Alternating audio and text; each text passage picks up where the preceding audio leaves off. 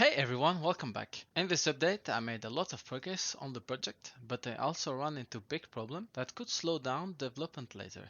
So in this video I want to show what changed, what is working now, and also ask for a bit of help from people who might know where to find better resources for this kind of game. So one of the biggest problem I have right now is with the tileset assets. When you work on something inspired by a game like Dragon Ball Z Boost Fury, you quickly realize that the sprites and maps you can find online are not always ready to use in a real project. For example, on the spriter resources, you can find a lot of useful material, but most of the time the maps are not already cut and prepared like Pokemon tileset usually are.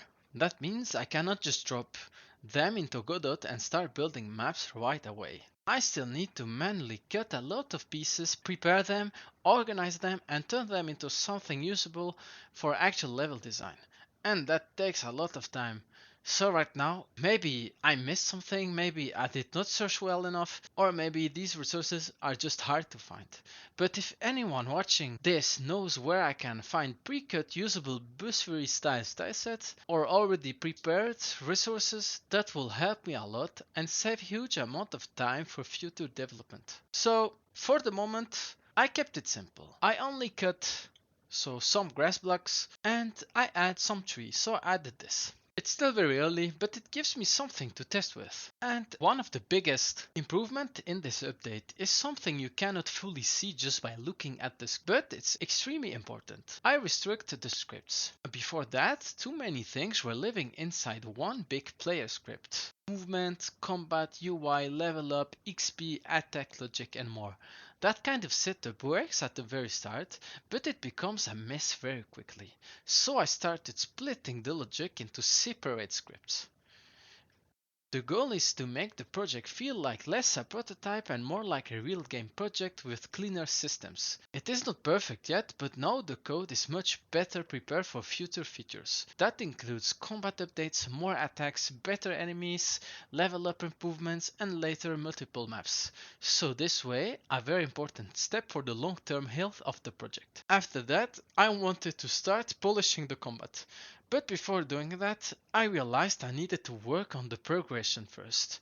Because in Boost Fury combat, it's not just about hitting enemies, it's also about gaining XP, leveling up, getting stronger, and feeling that progression through the gameplay. So instead of only polishing attacks, I work on the XP and level up system. And before that, I also adjusted the zoom. I changed the UI style because I noticed in the game it's a bit bigger and I started to get the overall look a little closer to the original game. It's not really full there yet, but it's starting to feel more consistent. So in Boost Fury, when the character level ups, there's a specific little sequence. There is a spin animation, the game pauses around that moment and then the message appears to show the new level and the stat points you gained.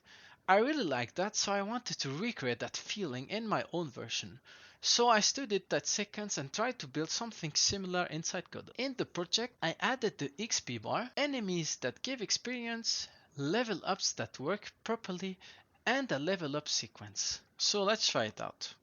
As you can see, I am level 1 and I have 0 XP out of 100. Now I added the spin, as you could see.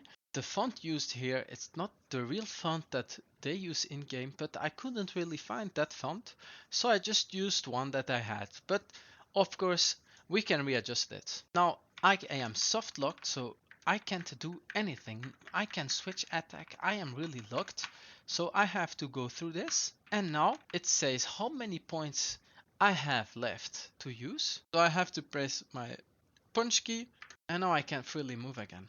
If I check, so that enemy I put gave me enough XP to rank up to level 5, and the XP now shows the actual XP I need to go to the next level. As you could see now, the bar really loads up.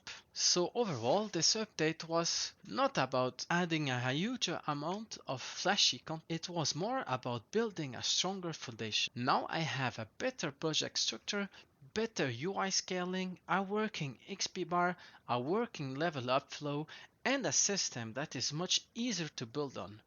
And that matters a lot because later I want to add a better enemy behavior, more attacks, more maps, teleportation, and more playable content.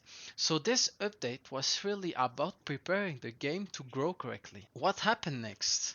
For the next update, there are two possible directions. Option 1, if I can find or build usable tilesets faster, then I want to start working on multiple maps, transitions, and TP between areas. That will be a big step because the project will start feeling more like an actual world instead of a test arena. Option 2, if I still do not have enough usual map resources, then I will stay on one map area for a little longer and focus on enemies. That means I will start preparing different enemy behaviors. For example, one enemy that attacks directly, one enemy that stays still, watches the player and attacks when the players get close, and one enemy that moves in a simple pattern like left and right and then attacks when the player enters its range. I also want to stop using Vegito as a test enemy and replace that with a real enemy sprite with proper animations. That will already make combat feel much more like a real game. So that is where the project stands right now. A lot of progress happened in the system, even if not everything is visually dramatic yet. And again, if anyone knows where I can find better pre-cut Boost-free style tilesets or resources that are easier to use in a real engine, let me know because that will help a lot. Thanks for watching, and I will see you in the next update.